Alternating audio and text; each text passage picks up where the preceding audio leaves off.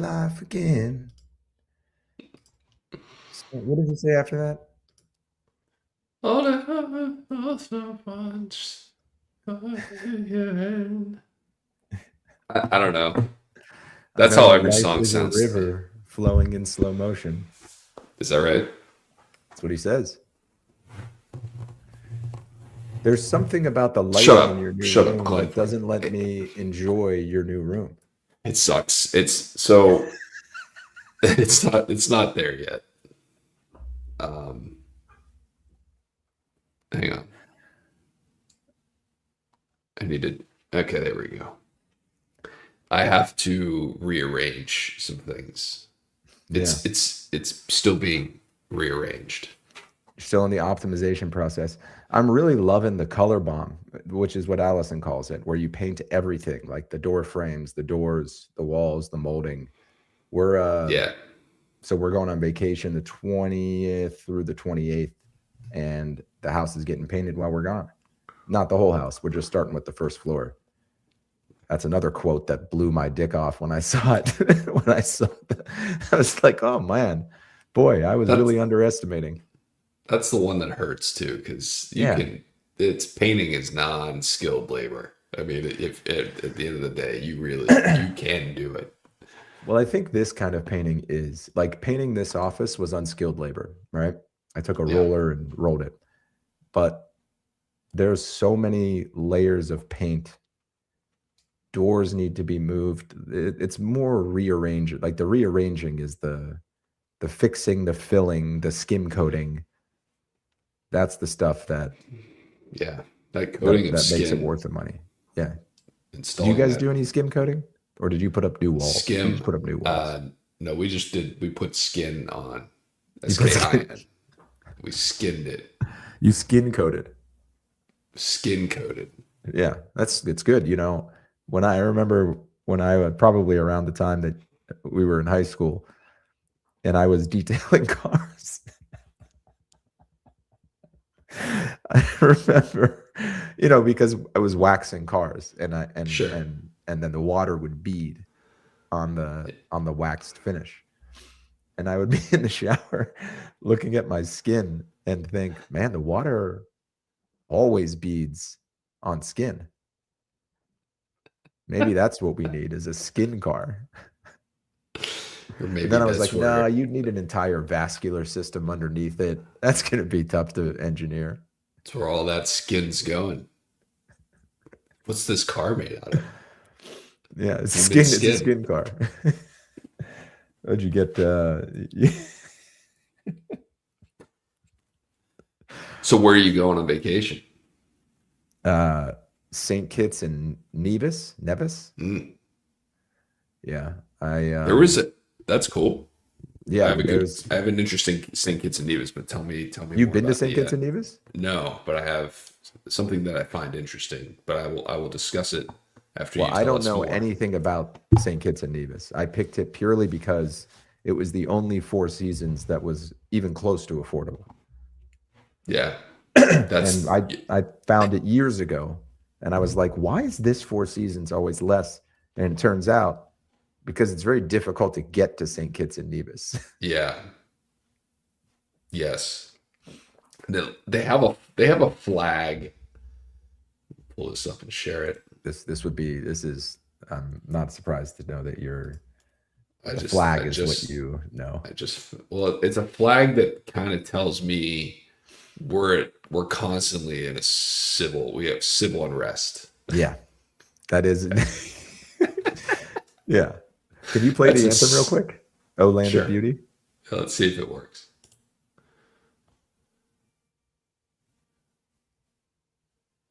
Can you hear that? No. Let me. Yeah. Can you interpolate it for me? Yeah.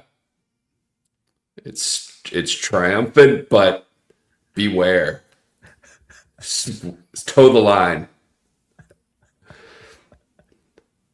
It's very bright, very happy. It's an island. That makes sense. It's an island. Yeah. The best. This is the best place on earth. It was clearly written at a time when there was no communication with the outside world. ships were still made of wood, and yeah, that's about it. So it's Everything's funny. great, guys. I got an email the other day that's like the government of Nevis would now like all people entering the country to fill out this electronic traveler authorization. It is $17.99 and it is required. And I thought, okay, I had the same kind of thought. This government is constantly being overturned by either the rebels, the military, then the rebels, then the military. You never really. It should be somewhat. Where is this place, by the way? I'm just looking. Oh, Again, it's I out couldn't tell there. you. Yeah, sorry. I just I don't know. I don't think of traveling as like I mean, covering the it's distance between where I am and where I'm going. I think of it as teleporting. I enter a right. jet bridge and I leave a Yep. jet bridge, and then I'm somewhere else. You know what? Yeah, it's funny you say that. When I get on an elevator with a dog, I'm like, there's no chance that dog has any idea what's actually happening right now. They get in this room and it changes. The Yeah, world outside changes. It is totally magic to them, I and I see that with that's Sloan. that. She Right. has the like I see the look on her face of like, all right, we're in this room, it's moving, and now we're somewhere. The door opens and we're somewhere completely different. Dude, she's sick right now, so she was up last night screaming like it wasn't like, oh, I'm sick. It was like when you draw the curtains back and a vampire is exposed to the sun. Oh, to suck it up. What is she now? Two? Jeez. Come on. No, she's 18 months yesterday. Ah. Okay. Well, that makes sense. Once she hits two, it's time to Where can we get a better switch. view of where this place actually is? You're gonna like a part of this. So I mentioned it's Yeah. very hard to get to, but we Yes. got a nonstop flight on the way there, which is why we pulled the trigger. That's where you actually start Wow. seeing savings, Rich. The You know? flight. Well, no, I'm saying it's the only four. It's like a quarter of the cost of every other four seasons, and you still get Yes. the excellent service, but it's really hard to get to. So if you get a one-way nonstop, that's a big win. On the way back, we're flying through St. Martin, where we will have a Wow. 5-hour layover. Oh, I'm sure But the the St. Martin reason, Airport is chock full of amenities. look it up. You're gonna love this. You're gonna be very jealous. Why do they have You a let me just say this. You already know the St. Martin Airport, whether or not you realize it. they got a Chili's to go in there? Hudson News? One can only hope. If you're, That's anyway, that's St. Kitts News. It's the chicken nugget but and drumstick that this is, I need in the to middle of zoom the in a little ocean. bit on that. I can't. Okay, I can't. that's outside of our ability. I yeah. I Okay, look up the St. Martin Airport. and I do. Oh, this is the one that they land like right over the yeah, the Yeah, runway's see, like right over. Yeah. Yeah, I've seen that. Martin. Saint Martin. Yeah. Yeah, that's a famous plane spotting place. Yeah, Plane spotting so spot. it's located at Airport Road.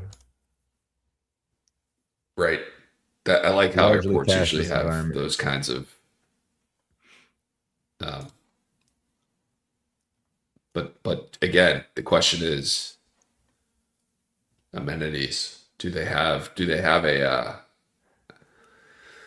Guy Fieri restaurant Let's see. there? Terminal.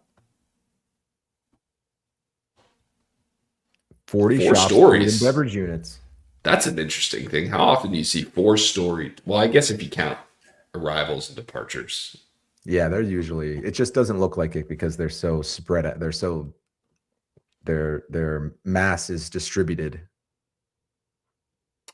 across a large plain. Promoted under the retail theme. So much more. Okay, well, let's go to the actual. Yeah, let's see. Here Dining we at go. Here we Saint go. Martin. Here we go. Shop and relax. Just shopping. They got a Dutch Delight. So, Hot look. one-stop convenience store for all your needs. Sort of your last watering hole before you set off. Bars and restaurants. That's right, Dutch. All these islands are colonized. Right. These are such a weird thing. Like, I don't know. Like the French Dutch Indies is where you go to enjoy the Caribbean. Right. The Spanish Luxembourgian. Anyway, so they got an Ed Clara that sells only Haagen-Dazs. That's like a, it's like a, what do they call that? Like a Hungry Jack's Burger King kind of thing, where it's just Like- called something different somewhere else in the world. Yeah, it's a knockoff Auntie Anne's. Ed Clara's Right, they have right, quality right, service. where they- Yeah, man, Where they changed the name to suit the regional tastes, right? that's right. What's like a, La what's a Bistro good by example? Bacchus. This one right here. Range of products perfect to take with you as an in-flight meal or eat before. What is it with people getting on an airplane with a full meal? Oh, I don't get that. we should come up with a list of airplane sins. I Like, would you put totally.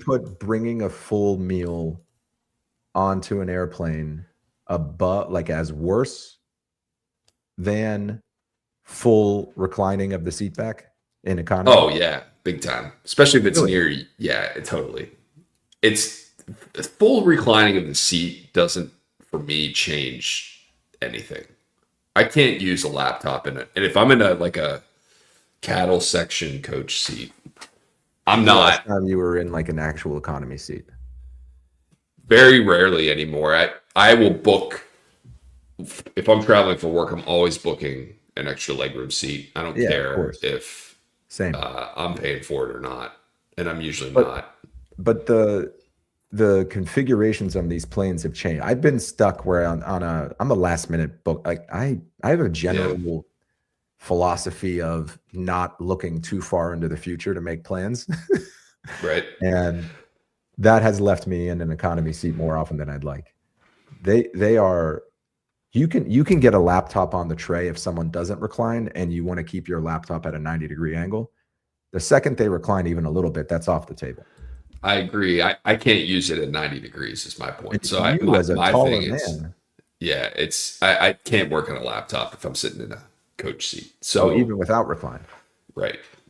And so that doesn't bother me so much, but someone just getting in, and I'll say this. So I flew back from Las Vegas a few weeks ago, and the woman, I had the aisle seat, and the woman got on the plane at the end with like a full Dunkin' Donuts, the meal, not like donuts, but like the big drink and Like a breakfast bag sandwich? of, yeah, but like in a bag. She was very good about it. Like she was obviously very conscious. It's like, all right, I got to do this in my space only. So that wasn't a big deal. But sometimes people get on there with like the smelliest fucking food. Yeah, tuna fish or the airport sells all kinds of food. Very little of it should be brought on the plane with you. Yeah. Like I would say a bag of McDonald's is still like you get the fry smell, right? Like bring a bag of McDonald's in your car and then It's not. Yeah, it's not. But like that is, I think, okay. Like I can live with that. I can live with the bag of fast food. Anything else? I can't imagine wanting to do that. Like if you're getting McDonald's, I mean, are you really getting to the airport with so little time that you can't eat McDonald's before you board the plane? You have time to get it, but you can't actually eat it before you get on an airplane. Now you're eating it in the seat like this. I mean, I'm that's gonna walk on to miserable. my next flight from Pittsburgh International with a large pie from Minios. So it's funny you say that. I took one of those. Remember when they're like those buses from DC to New York were $1 if Yeah. you booked them Yeah. early What was enough. it? Megabus or Megabus. Yeah, I yeah. did that a couple times. I got on it in DC. Was it really $1? I always It thought was there was some yeah. catch. There's some you pay a fee on top of that, so it ends up being $5. But still, that's really good What was for a their price to model? get to DC. Their model was they only sold one or two of those seats, and then everything else was $25. And you fill a Wow. Okay. bus with 30 people with $25 a pop. That you make money. It's a fucking Sure. bus, right? Yeah. It's painted. It's a painted Greyhound bus. I got on the bus. And it had come from somewhere else on the way to New York, and so I got on it, and other people had like gotten off, and they're like, "We're leaving in 20 minutes, so you have 20 minutes to do it." And the dude walked back on with a full large pizza. Did you really? But yeah, How bad was man. that trip? It wasn't Like, bad. It was certainly worth $1 yeah. or whatever it ended up costing. I bought 2 seats. As a matter of fact, So you had $2. I was Pretty like, I expensive. don't want to sit next to anybody. And I don't know if this is bad form or not, but I was like, you know what, man? I just don't want to deal with this. And so I'm going to buy 2 seats What on a was the sold out config? bus. Was it 2-2, 3-3, Yeah, 2 2-2? 2. Oh yeah, that's a big win. And so but then I had to like defend my second seat the whole Right. fucking boarding process. And like that makes you look like a real asshole. You're like, I Well, you bought paid this for this it. seat. Yeah. Too. I Yeah. know, right? It's like, well, okay. Yeah. And What did everyone you was say? like, Were you no like, one oh, was mad, yeah, but everyone was like, okay, dude. yeah. Tough guy. You outta got here. $2? Oh, Rich, you got $2. I only got one. The second seat cost me. I do remember the second seat costing me $5 because I guess I had bought the first seat I would have past paid the break point. 500 to not sit next to whatever cretin Yeah, was ever going to be placed next to me on the megabus. I took that thing to Pittsburgh a couple times.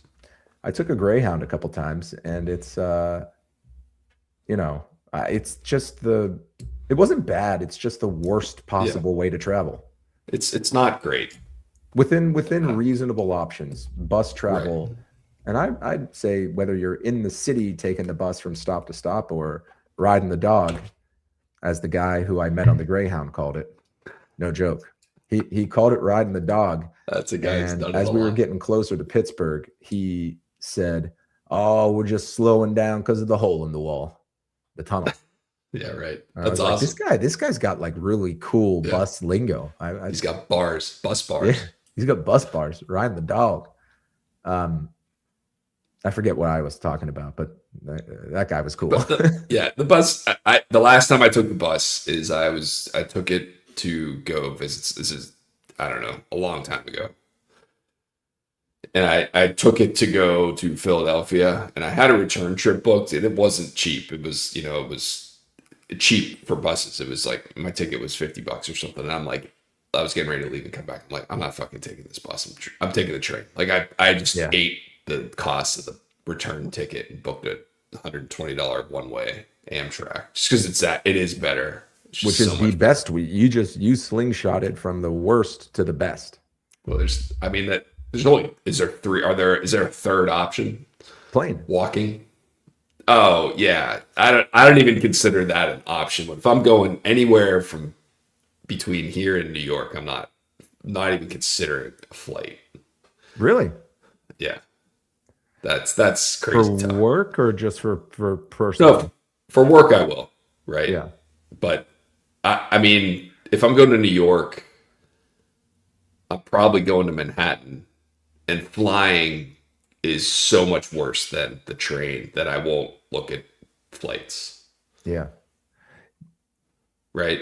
Because I've if you're also- in Manhattan, you want to walk outside and be in the Yes. middle of the city. Yes, that is an underrated perk of the train Yeah. into Manhattan. Like you It's very walk those European steps feeling. and you're in the city. Yeah, I love that. First time I went to London by myself, I took the train. What's it called from Heathrow? I forget. There's like a main stop, like a hub it takes you to. Anyway, I got out of the train station into the cab line, and was yanking on the trunk of that black cab trying to open it up so I could put my bag in, and in front of a whole cab line of people. The worst. Yeah. I And, don't like, know. confidently. It opens to Like, this. Is it open this way? Is that why it no, didn't work? the Or? engine's in the trunk. Oh yeah. Black cabs, talking about elite forms of transportation, Yeah. black cabs are elite. They are good with those fold down seats. Fold down, you know, although it was weird, he was like, nah, mate, you keep your bag in the cab with you. And I got in, I was like a little Oh, he was Australian. New Zealand. He was a Kiwi. Ah, good day. Good on you. How's it going? Welcome to London, mate. No. Welcome to London. No, you put your bag in the cab, mate. So it was a roller, so it was like rolling around the back of the black cab because there's that much space. But the diesel engines are the secret sauce, because in New York City, you go in a cab, you're going to be barfing, but they don't accelerate quickly. Right. So there's Smooth. like less herky. Yeah, it's smooth. That's the word. Smooth. I took a train from Lancaster to Pittsburgh. You want to guess how long that took? So that's a 4-hour drive. Yeah, nah, 7. Yeah, maybe not 7. No, but yeah, it was more. It was 7 or 8 hours through Harrisburg. Just stops everywhere. And the famous horseshoe curve. You know about the horseshoe curve in Altoona? At the Altoona curve. Yeah, you know, I didn't realize that. I didn't know that was why the minor league team was called that until I was out of college. I didn't realize that thing was there. That's a great minor league baseball team name. It is because of that. There's many great minor league baseball team names, but that one we like because we understand. Sure. Here's what I don't understand. Okay. Why is the horseshoe curve a big deal? Having traversed the horseshoe curve, I remember feeling very like that's something that back in the day maybe would be a mind blower. Well, I think that's probably why. Right. Back when they made it. Can we stop pretending like it's special? We're looking. How many horseshoe curves do you think there are in the world now? Well, I'll tell you this. It's not the first or second or third or fourth, fifth. On the first page, they don't discuss the Altoona curve as the thing. What do you mean? Maybe I guess it's actually called the horseshoe curve. I thought it was called the Altoona curve. No. Okay. No. All right. I see it. But it's in Altoona. Yeah, right. It was built in 1850. I mean, that's at that point, that's probably a modern. So that's pre-Civil War. Yeah, right? Is that right? I think so. 1863, I think, Civil War, around there, 1860s. 1861, I don't know. It'd be funny if that was you know how I remember government spending on the Altoona curve is why a big reason. The horseshoe curve is a big reason the Civil War started. Go ahead. Evan Davis. That's how I remember the year the Civil War started. Would you like to hear more? Please. I don't remember where I was, or even if it was Evan Davis, but I'm pretty sure it was him. We were going to someone's house, and the address was either 1861 or 1863. And he goes, oh, 1863, year the Civil War started. And I was like, that's an odd dot to connect, but it stuck with me. It's a good one. Yeah. It's a very nerdy thing to say at the transom of someone's home. Big Civil War fan, are you? Yeah, man. Oh, I get it. I knew I had to have the house. So what was the impressive thing about the curve? I think it's the fact that it was made in 1850. Okay. But what was made? Like I went on, they make a big announcement on the train. We're coming up on the famous horseshoe curve. Look out your window. And I remember thinking, like, did we pass it yet? Is it over? Is it just a bend? Did we go around a bend and that's it? Well, I think I found it. Westbound trains climb a maximum grade of 1.85% for 12 miles. Right. There you have it. Right. The kids are gonna want to experience that. You tell me. Well, here's another. I'll just quote Wikipedia. They say it best. The rise of a westbound train through the curve can be described in several ways. Yeah, well, you can't box it in.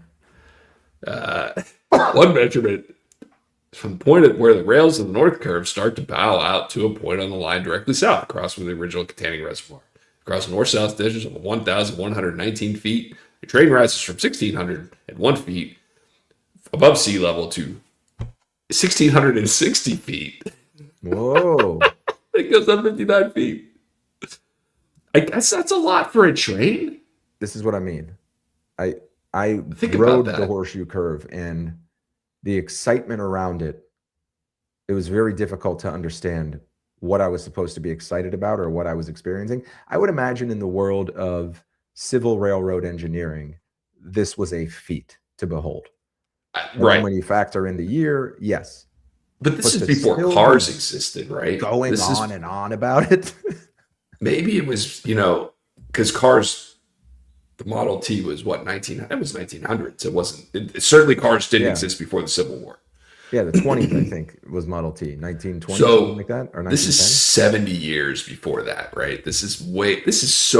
Cars are so, people were born the year the Scaltuna curve opened and died before the first car hit the ground. And so you're trying to go from Well said. Philadelphia to Pittsburgh, and this is the only way to do it. And I guess maybe they couldn't do it. Like the only way to get there before was on a horseback, hot air balloon, maybe. You're just talking about the railroad in general. Yeah, but no, I'm saying This they couldn't past- get it there Yeah. because of this. This was in Right. the way, and they figured it What out. was this though? Getting a No, curve what was it? What was tight in the enough. way? Whatever the reservoir, this containing reservoir. Containing reservoir. Goddamn. Okay. Goddamn containing reservoir. How much do you think it would cost? Wait, by the way, the year Model T, it was way 1908. way worse minor league baseball team name, the containing reservoir. The Altoona containing reservoirs. Right. How much do you think it would cost you to get your hands on a Model T today? Because when I searched up the year, it came up with vehicles for sale across the top, all kinds of Model Ts. Pick your color. Yeah, I would say at least $50. I could get you in a low mileage Model A. I know it's not exactly what you asked for 17 grand. Out the door. If you want a Model T, a 26T with 500,000 miles on it, I can do that for you. Fuck for you, 11 500 for 11 grand. No Model It T says- has. What was that? Is that counting the time on the back of a flatbed as it goes from repossession to repossession? Hold on, let me validate that. Get the fuck out of here. 500,000 miles. I don't know. The way eBay decides to present information is insane to me. Used. Condition used. Yeah, used. No, I want a new one. It looks pretty. It looks like it's been through the ringer a bit. The the steering wheel's in the middle. Yeah, they were just throwing shit at the wall and seeing what sticks. Is Because it still, Rich? Explain that to me. Tell me you haven't I- wanted that at some point. Because you can't get more. It's all about getting people from in their fat asses in the cars now. You gotta have space. Yeah, but they made that change way before we got fat. Yeah, but I was just making the humorous joke. A humor joke. A humor, one of those kinds. No, man, you gotta get people in the cars. Here's a couple issues it solves. Doesn't matter where you are in the world. You're right down the center. No, I agree with this you. side, Yeah, I that think the side. old, yeah, and then right. Why don't and they you make can fit some your cars? babies. You can just fit your babies in either side of you. Yeah. And they don't have to even be buckled in. Or maybe your babes. Huh? Babes. Couple of babes on one babe, whatever you like, babes. So I'm looking at the list of historic civil engineering landmarks. I These bet are- you I'm going to make These are a all prediction things that today. all of them are much more impressive than the horseshoe curve. Well, yeah, but Hoover again, Dam. it's funny. I'm sure the Hoover Dam's in here. And that one's like really impressive, but like the ones from the 1800s are like, yeah, okay, whatever. Yeah. Like the Cabin John Aqueduct. Okay. Yeah. Aqueducts. You're going to see a lot of aqueducts on there. The Pelton Impulse Water Wheel. A lot of viaducts. Yeah. Yeah. A lot Water- of ducts, aqueducts, just straight up viaducts. Water supply. Is the Philadelphia Pennsylvania Municipal Turnpike on there? The let's PA see. Turnpike, I believe, was the first highway A portion in of the it. country. Yeah. Only the portion from between the Irwin and Carlisle interchanges. Really? Yeah. That's I wonder funny. why. I can't even. It doesn't even have its own Wikipedia entrance. The PA Why is that Turnpike. one? Why is that the specific port that is a civil engineering landmark? I don't know why. Do you understand what my life is right now at work? Yeah, I have let's hear to. about that. I have to. Let me just ask this as a hypothetical, although it might not be fun because I think you probably know where I'm going with this. But have you ever been in a situation where you had to work for a month as a lame duck, knowing you were gone? But Oh yeah. really, Well, no, not like work. Like at that point, I would shut it down, right. whether I told them What or if not. that wasn't an option? Um, There's a certain momentum to these things, right? I right. certainly didn't know if I was going to get an offer, and so I had to stay engaged, and I did. And it takes time to ramp these things down. So, like, I still have a full calendar. I'm going to bring another deal in Are you that gonna, I'll are you gonna never get get paid paid on on. it? No, Well, then why don't you just quit? because then I won't get paid on what the deals I've already brought in. And So it's a how does big that enough work? number. Most comp plans, some are quarterly, some are monthly. They have a On monthly clawback. comp plans, well, you sell a deal in February, you get paid at the end of March. And the comp Okay. plan stipulates that you've got to be in seat the day the check hits, not the day the deal closes. Yeah, that makes Which sense. it does it though? What I is mean, I that get why. designed to I get why. incentivize? Why? Explain No, it the to me. company. It's designed as incentivized. I get that the company does that But to what do keep they you gain? around, To keep me to around? keep you there. I mean, you're doing the work, right? You're bringing new deals in and shit. Still, Yeah, I guess you're right. otherwise you'd be gone. It's one Seems a more. bit short-sighted, but I guess if that's the reason, I'm disappointed. Is That's the not very creative. is it going to is if you told them today that, hey, by the way, I plan on leaving April 1st, Yeah. they would just terminate you today? Yeah.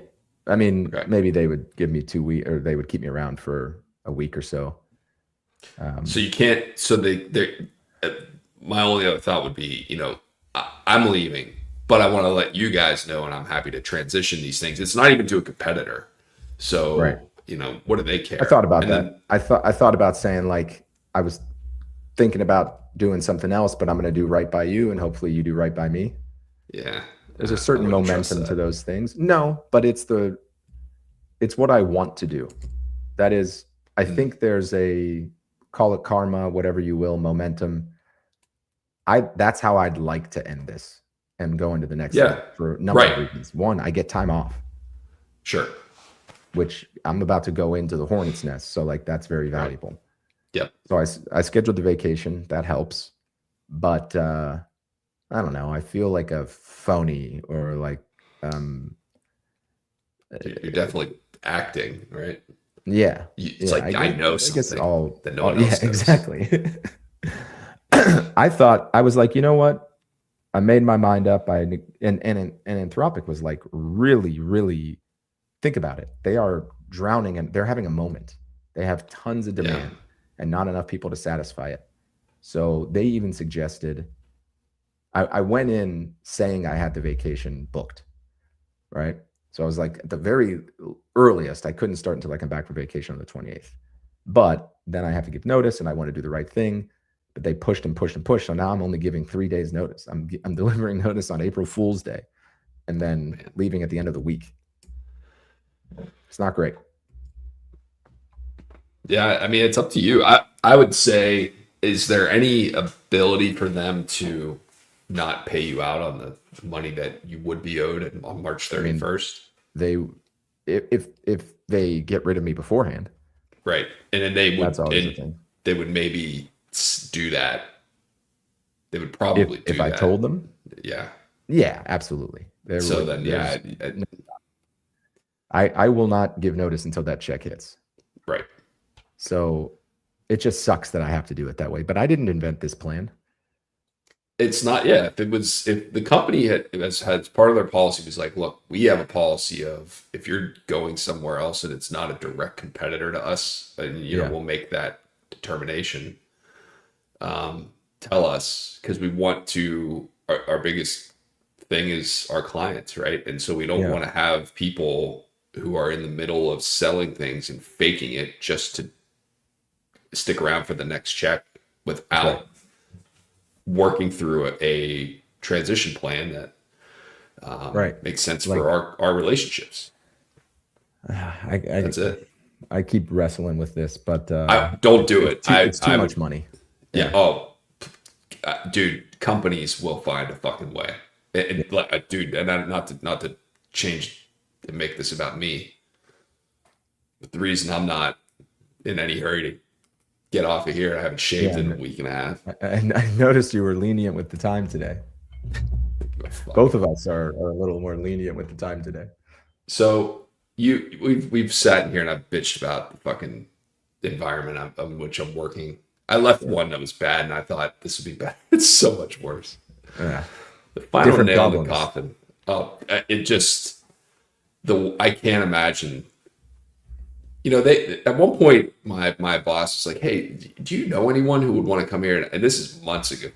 And I was like, yeah, I'll look around." In my head, I'm like, I'm never fucking telling anybody to come work here. I've had people call me, and he's like, I think you might need people. They're like, yeah, people call me. It's like, hey, do you need someone to help? And I'm like, yeah, but do not. I can't. And I know this sounds weird. I can't do that to you. I can't bring you here because one, I'm not going to be here that long, and two, it is the worst experience of my career by far. Like at this point, I would imagine everyone's. I'm just noticing your hinges because we're about to replace the hinges on all of our doors, and I like them a lot. Well, I'm getting.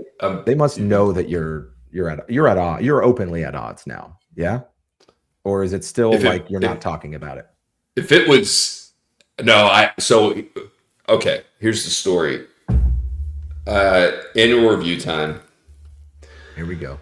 And I have to have my self-assessment done by the end of November. Okay, cool. I go in there all year and I'm looking, and on November 25th, I still have 0 goals. Right? Yeah, I remember. Don't have a finalized scorecard. I don't have the self-assessment goals. Right? You're supposed to do this, this, and this. It's just the company-wide goal that everyone gets. That's the only one I have. I'm like, okay, here we go. I'll do this one, I guess. And I, wrote a self-assessment based on that. And it was very much like, I don't have any help. And so, leveraging the team, I had to find what email distribution lists I was supposed to be on because no one onboarded me the team, a year and a half ago. The team was absent during my onboarding. Yeah. Stuff like that. And it was fine. And I submitted it. Okay. Manager's portion due by New Year's Eve. We get to the middle of February and I'm getting emails from HR. Beginning of February, they're like, you have to have your reviews communicated to your employees by February 12th or 13th. I don't know. Mine's still not done. We get past that date. And I had to ask my boss, I'm like, what are we doing this or not? I know bonuses are part of this conversation too. I don't have a finalized scorecard. I don't have goals. When are we going to do a review? Oh yeah. Thursday. Okay, cool. Thursday comes and goes. I need more time over the weekend, All right. I get an email Monday. Hey, I couldn't get on the VPN over the weekend. We did 2 days, 3 days, whatever. We get to basically the end of February, and I didn't realize the timing for bonuses to be paid. But he did my review, and he's like, "Here are the numbers," and I'm like, "These numbers are wrong." That luckily I've been keeping my own, and here's what it is. It's like, "Oh, this is helpful. Can you send me that?" Yeah, okay, great. And so I sent them to him, and then I didn't realize that on the next Friday is when everyone else in the bank got their bonuses paid. And I got it, except me, and I got an email from him. He's like, "We're working with HR to figure this out. About that. Yeah. And you'll get paid on the next paycheck." And at the time, I'm like, okay, I mean, that's a weird thing to say. But then I'm like, who's in the office? Yeah, I was like, "Who's in the office today? Let me just ask." And a lady who sits down the hall, and I asked her, I said, "Did you get your paycheck today? Your bonus?" She said, "Yeah." I asked another guy, "Did you get your bonus?" Yeah. Yeah, of course, right? I was just like, I'm just curious. I just needed to, I don't know what's going on. Yeah. And I write the head of HR, and like, everyone else got paid today, and I didn't. I need you to confirm that this is getting paid. That's what on 2 weeks from now, and the amount. And he goes, "Yep, you're all set for March 13th." And I said, "Cool, what's the amount?" And he's like, "Well, we don't know the amount yet." But I was like, "Then how you fucking set?" Yeah. How would you have the wire scheduled for TBD? That was on a Friday. I stewed about it all weekend. I went in on Monday, and I would have been, I wouldn't have been able to think about anything else. It's not an insignificant amount of money, and it's what I busted my ass for. That was the only carrot that I had here, right, all year, and I only get paid once a year. Yeah, like, and I walked into his office, and I said, "Hey man, your boss?" My boss. Yeah, and I said, "I don't understand what the problem is. Like, why didn't I all my peers got paid, and I didn't." Define to me how this happened so that I can focus on other stuff. I've never worked at a place where I even considered that not getting paid at the same time because a manager did. Anyway, he was like, "Well, I could have paid you on time. I could have paid you with everyone else, but the numbers were wrong in the system, and so you would have gotten paid a less amount." Is that what is that what you wanted? Did you want to do that? I was like, "Are you fucking?" I was like, "We've been talking about this for months, and you haven't given me goals. You haven't even asked him." When did you send him when you said you were like, "Here's my numbers," and he said, "That's helpful. Send it to me"? When was that? Was what I learned later is that day, which is again the day I had my review, which was 2 weeks late.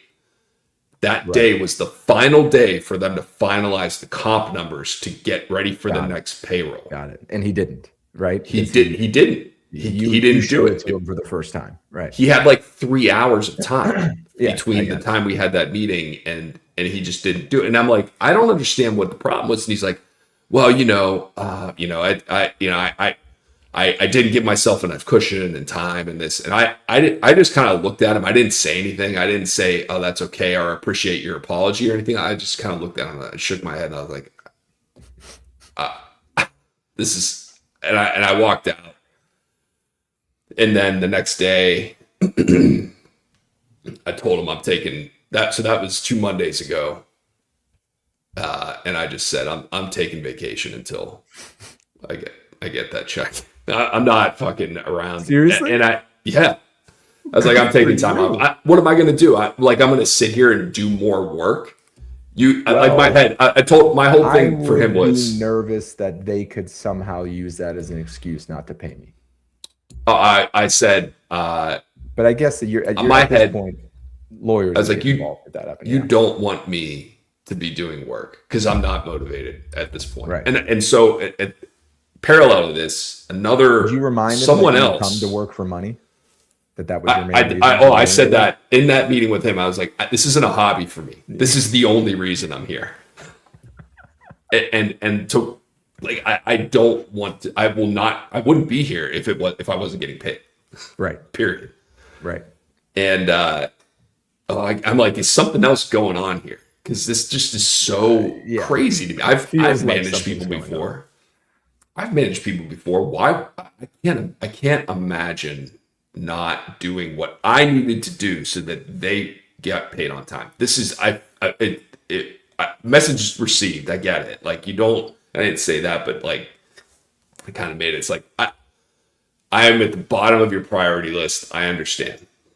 Whatever. And so another senior leader has me working on some other deal at the same time that's not even in my group.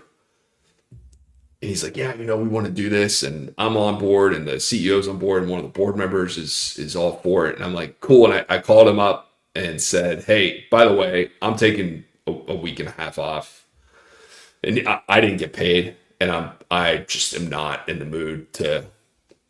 You don't want me doing this while I'm in this headspace. And he appreciated that, but he This at is least someone know, that you like, have a people good know. relationship with. Well, apparently he's going to be my new boss. Like, I don't even know what the fuck is happening here. This is Yeah. just, and I've never talked to this guy. I've never had a conversation with this guy. So if I Until zoom out a then. little bit, would it be accurate to say that this company hired you because they hired you to do something new for this bank before they figured out how to operationalize it? No, And so you're doing something that several others in the company are also doing.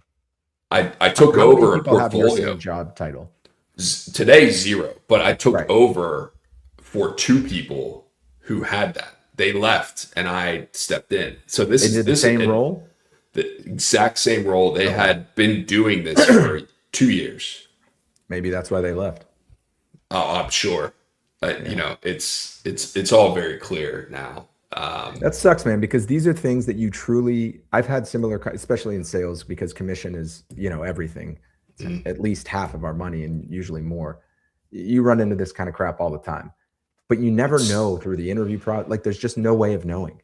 There's no way of knowing unless you get to someone else who had the same. I don't know. It's just Right. being made to fight for for your compensation is like the worst feeling, because like you said, it's the clearest signal that you're not a priority. Right. So that's why, I am at this point. My advice to anyone who's like, maybe I kind of want to like be open with Do the my right company. thing, It's yeah. like, dude, fuck you, dude. Don't, Yeah. dude. Just, that company will throw it back Yeah. in your face so Allison fast. was like, you're not doing that. Like, Yeah. you'll say something when that check clears. Thank you very Yeah. much. We're repainting the house. Right. But the interesting thing is, I had this all planned out in my head, right? The deal I'm waiting on commission from, I didn't think was going to close until the end of this month or maybe April. But as soon as I stopped pushing, everything started coming to me. Interesting. It is. It's fascinating. I'm going to bring in another one. I mentioned that I'm not even trying. I'm actively trying to slow down. Like, that's not true, but like, I'm not giving it the normal beast mode. And it's fascinating to see meetings where normally I would be highly buttoned up and prepared, where I'm a little looser, a lot looser, but it's tough. Like, I'm dragging myself through each day, especially the last few days. It's been gorgeous outside. I'm like, what am I Right. doing? Like, this isn't what I want. There's probably a medium ground, but at the same time, I know the time off would be helpful, but I'd have to buy it. you'd have to buy it, and there is something to be said for keeping the reps and like just staying kind of don't get into bad habits, but maybe also do a little experimentation about your process.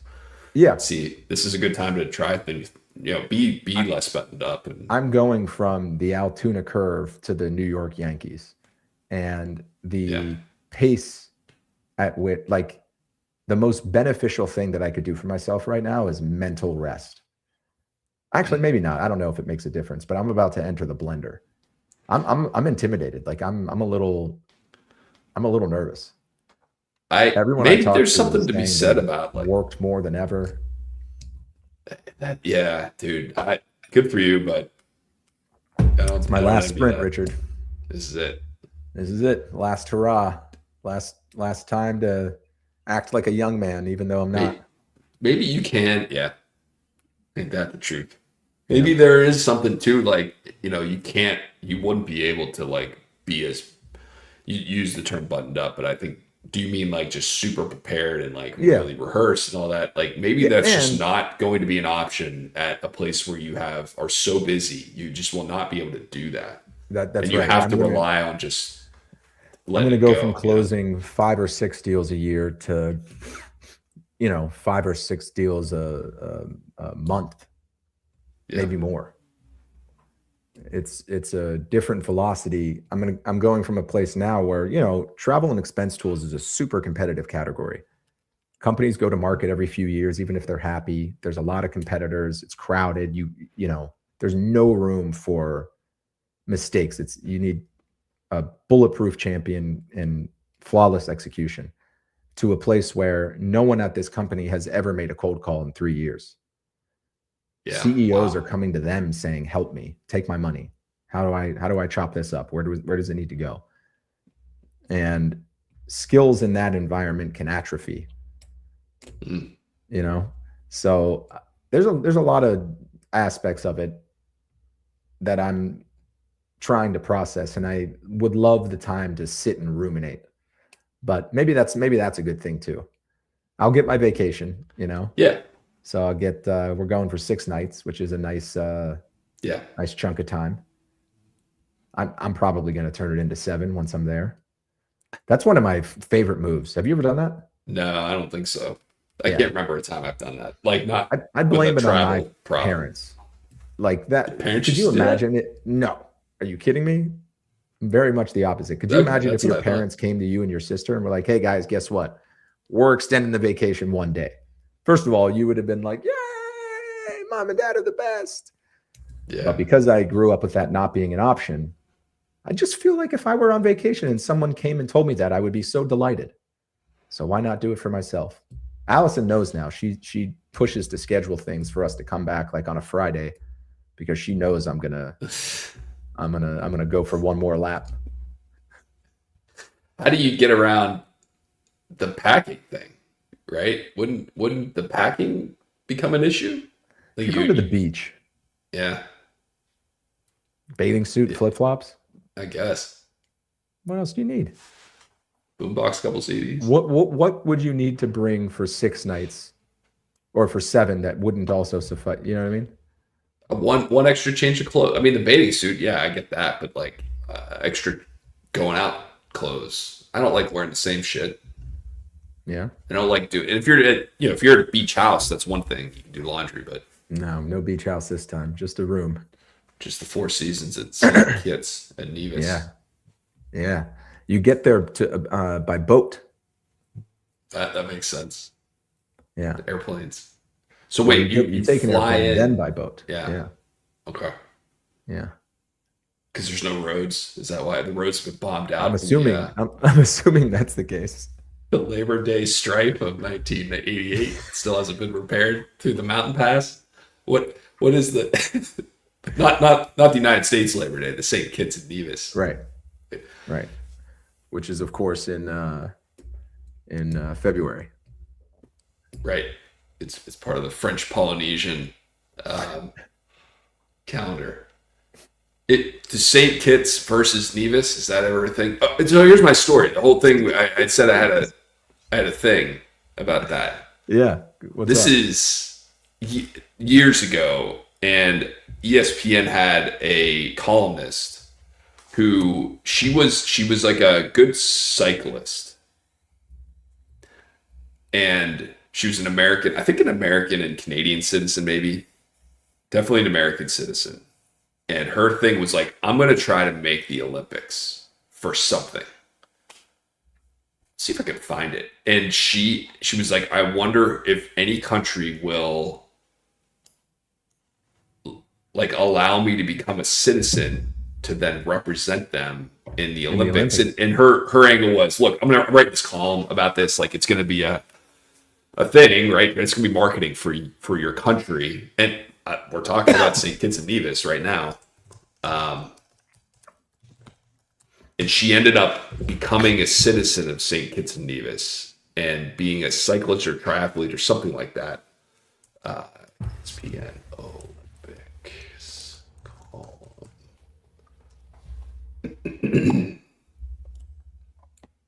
That's a pretty Yeah. cool idea. She,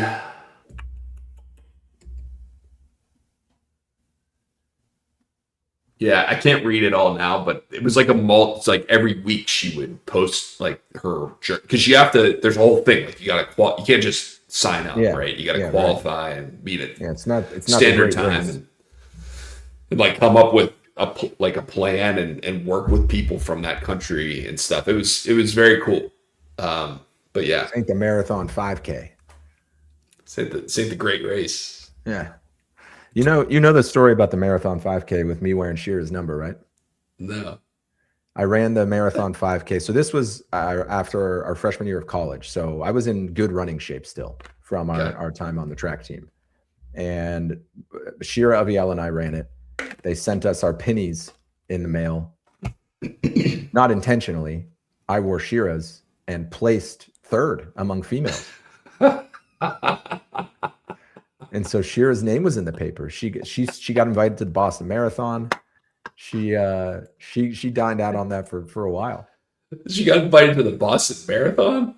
What? Well, the Boston Marathon 5K. It's an invite only. The Boston 5K. Yeah, Boston still, Marathon 5K. that's pretty cool. I mean, you finished third among female. It's like a big deal. Pittsburgh's it's a real city. Yeah, Pittsburgh's a real city. I think I ran it in like sub 20 or like right Get the around fuck 20 out of minutes. here. Okay. I was humming. All right. Wait, no, Yeah, yeah, I mean, no, that would be well, 5 minute let's miles. look it No, up. I ran 6 minute miles. So We're that's looking it up. Shut up. We're looking it up. There you go, buddy. Pittsburgh. Pull it up. Marathon 5K. That would have been they go straight to it. 2001, 2002, That was- something like that. Women's results. The Pittsburgh Marathon 5K. It Let's was see. like a prelude to the marathon. You know, it's funny because they that was before a half marathon became a thing, Yeah. Yeah. right? Yep. So you had 5K. Where's the 5K results? Searchable race results. Man, I bet it's on here. Shit. But I only want the 5K. They might not even, I'm surprised they still kept times. This is Pittsburgh. great race results. Shearer ran the great race.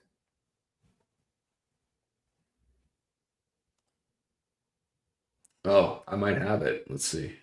No way. Hang on. 1952. No, okay. You I'm got sorry. it. I wasn't in college. I was in high school still. Okay. That makes more Pittsburgh sense. Post Gazette, 1998. Oh, Yep. Is this it? It's like so fuzzy.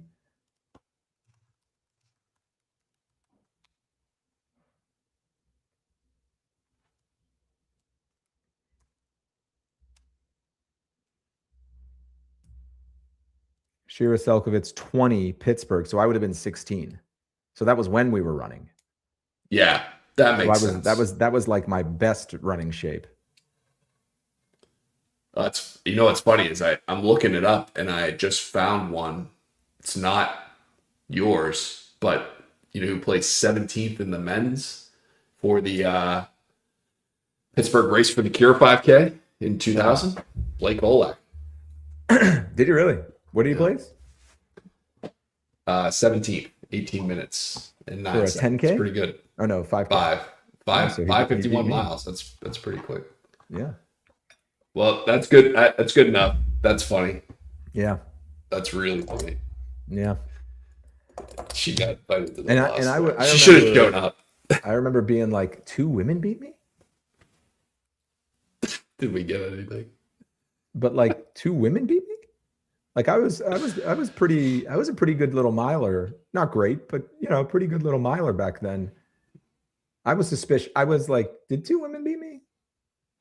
It's the 2 other men wearing Yeah. accidentally wearing Yeah, women's. that's exactly what I thought. Is like, how many of the top 10 here are are in the same shoe. I mean, especially when you're mailing out pennies and there's clearly no process to check that you are who you say you are. That used to be the whole thing, is that you didn't get them mailed out. You had to go to some really inconvenient place the day before. David L. Lawrence Convention Center, right by Century 3 Mall. Yeah. You had to go to someplace just with terrible parking to go get it. I ran the marathon. When I did the marathon, it was the SunTrust National Marathon. And I was working for SunTrust. You ran a marathon? Yeah. I didn't know that. Yeah.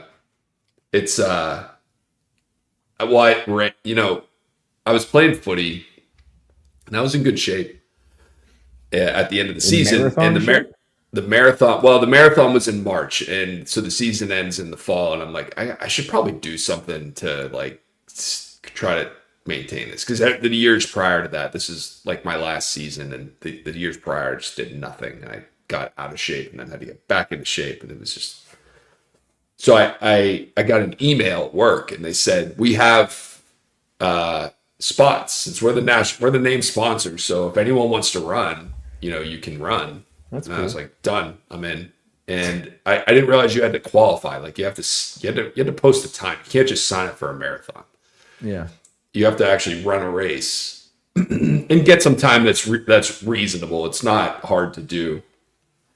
But like that weekend, I found this on like a Wednesday. I got that email, and then on Saturday I had to run a 10K to qualify, and I overslept, and I ran a car and like got there, and I ran with my keys in my hand. The race had already started, and I like just ran to the start line and then through the start line to the race and qualified. But because we were the name sponsors, they gave us like low number bibs, like pro number. I was number like 65 in a 10,000 person that's marathon. Cool. That's very cool. And so it was in March, which is it's not DC. We had a terrible winter. We had like big snowstorms. And at some point I was like, I'm just done training. Like 2 months before the marathon. It's like, I can't run outside. What did you work up to? How'd you stretch out? I think the longest I ever went was 18 or 19 miles. Dude, that's fine. That's incredible. Well, it's 99.9% of people on earth have never run 18 miles. Yeah. And I think everyone could. Like, and by the way, I'm not running that entire time. Like, I couldn't that's like right taking now. stops. No way. Oh, you could go that far. If your life depended on it, you could go 19 miles. With stops, you could traverse. Yeah. And so, the marathon came, and I hadn't run. I basically stopped doing all of like the weekly runs and just did like I would like on Saturdays, I would just run as far as I could, basically. And then the marathon came around. I'm going to run as far as I can. Yeah. We'll wake up early. And I'm just gonna run around the city. I do like when I'm distance running, and then like you're out running errands, and you look up a place, and it's 11 miles away, and you're like, oh, I could run that. Yeah, I'll just go over there and back. Yeah. My legs just shut down during the race. Like we got past the half marathon mark, and I what was your pace? Like, were you going pretty good? No. You didn't start off like you were shot out of a cannon. Like almost 5.5 hours to do it. I walked I walked almost all of the last 10 miles.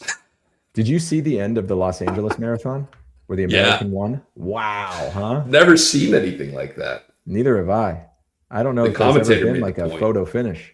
Yeah, that guy led the race for one step. It's unbelievable to win a marathon like that. Yeah, it really is. And I don't think, did the Kenyan even know he was coming? There's probably teams and people communicate their status to them throughout the race. Yeah, because it's not like he snuck up on him, right? I mean, it kind of looked like he did. At the very end, yes. But you're right. The last 2 miles, that guy had to have been in sight. Yeah.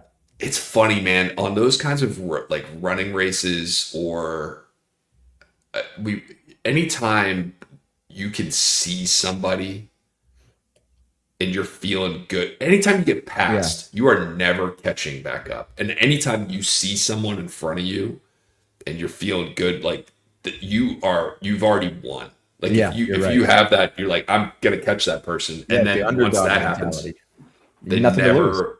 Yeah. It's so mental. It's Yeah. unbelievable when that happens. Do you think it's strange that no one runs the marathon? Well, the top people don't run with headphones. I don't know. Probably not, man. One thing I did learn about running a marathon is if anything is irritating to wear or on your skin or just uncomfortable, you don't want it. No. Like you have to do things to your body. You have to Vaseline places you would never have to think about doing anything else in your All the life. cracks and crevices that had not been previously exposed. You never noticed that area rubbed. Well, now it is. Rubbin's racing. I can't even tell this story because it's so gross. So I'm not going to, but I'll tell you offline some other I time. kind of want you to. Yeah, I can't. I'm not going to. There's just certain things you just don't want memorialized forever on the internet. Hey, how about them Stillers? Michael Pittman. So what's going on Heard of here? him? I saw Pat McAfee lose his mind about something, but I didn't. Michael Pittman. About the There you Steelers, go. you mean, or about Yeah, the yeah. He was like in the middle of a show and he like interrupted a guest. He's like, oh, sorry, bro. I gotta tell you this. Steelers happened? just signed Michael Pittman. Who is that good? Is that a good thing? Yeah, he's good. He's one of those guys where he's never like fully reached his potential. I think he's 28, but there's certain players that I only know through their stats in fantasy football. Like I've never actually I don't know what they look like. Michael Pittman's one of those guys where when you watch a game with him in, you're like, okay, this guy's clearly the best player on it. You can just see it. But the stats haven't been there. So you're saying, hold on.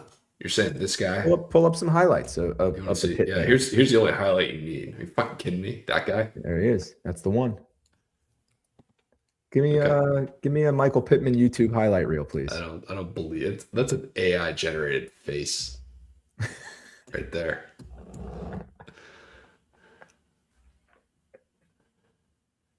Hey guys, I'm Michael Pittman.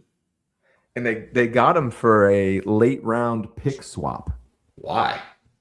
because he had a big cap hit and they wanted to sign. Look up Alec Pierce. Let's see his headshot.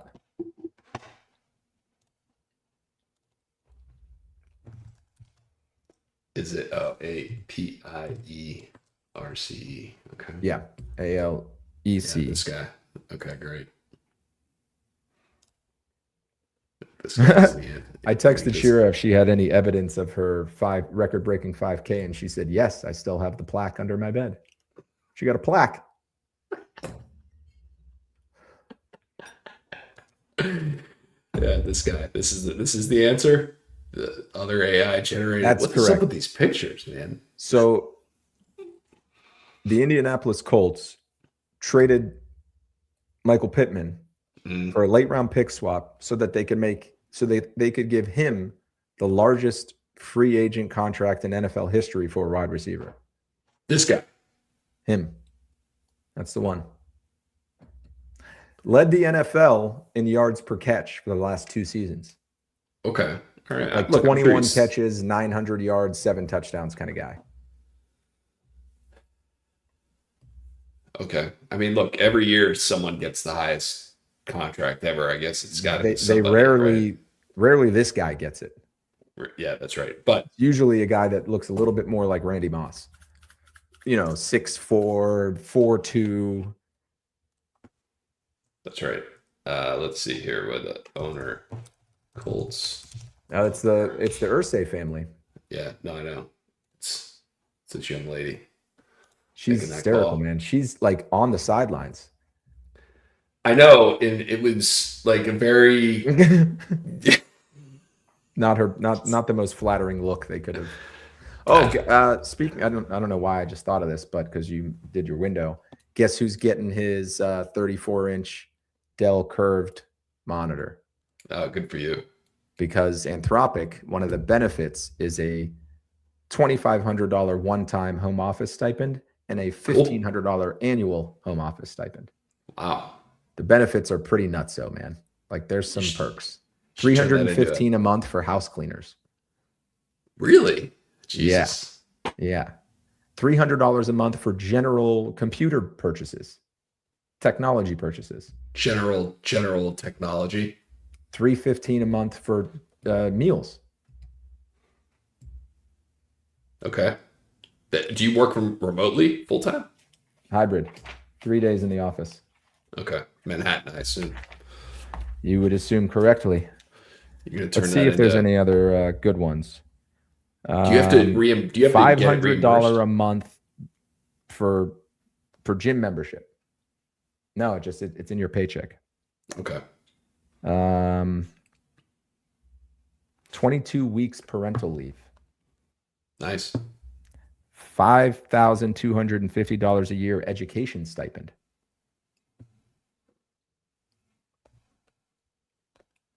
$30,000 fertility. That's nice. $315 a month commuter stipend. That's awesome. Yeah. And a 401k match, which I'm very happy to have back in my life. That's a huge deal. Do you get a 401k match? Supposedly. Allegedly. I assume. So Navon I'm took it gonna away make right notes. after I joined. And just comparing what I saved with and without that it's massive. Sorry. One sec. No worries, buddy.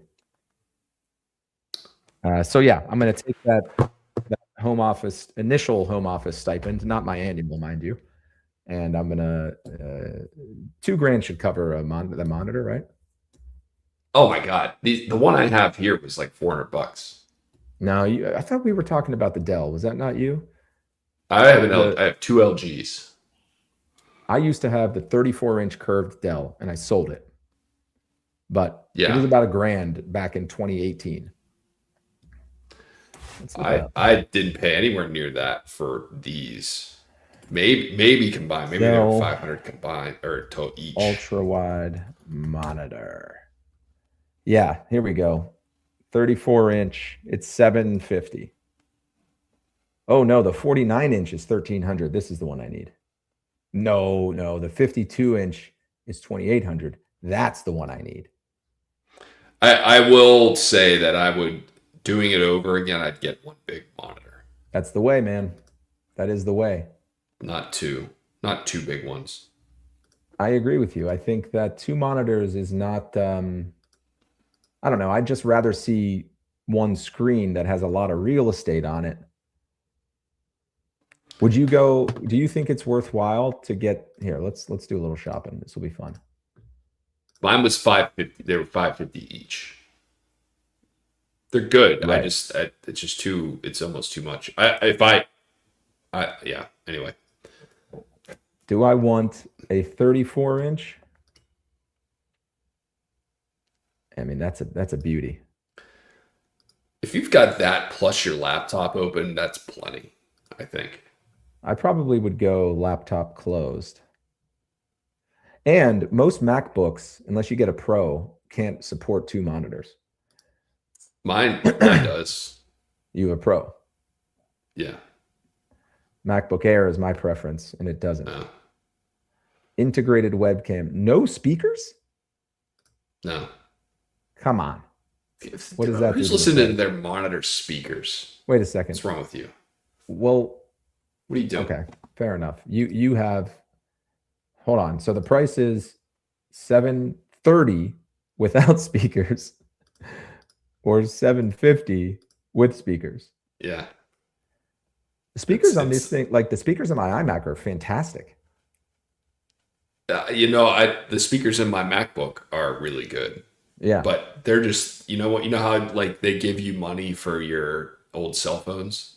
It's yeah, because they take the speakers out of them and put them in these monitors. Jack up Right. the price $20. yep. Well said. Let's see what the ports are. HDMI supports DisplayPort, USB Type A, 1 USB-C port. I don't like that one bit, Rich. But again, what is that? Why? What's the big deal? because that's how Like, I you just have to connect my connect it to your computer to the computer. monitor. Right, but like, what about if I want to charge something with a You shouldn't USB-C be. Oh, cable? I don't hook it. I don't have anything hooked up to my monitors. I have a dock that has everything connected to it. So that's the way to go, huh? That's how I do it. Now, do you Don't see think any other that way. I'm selling myself short with the 34 when I could go up to a 49?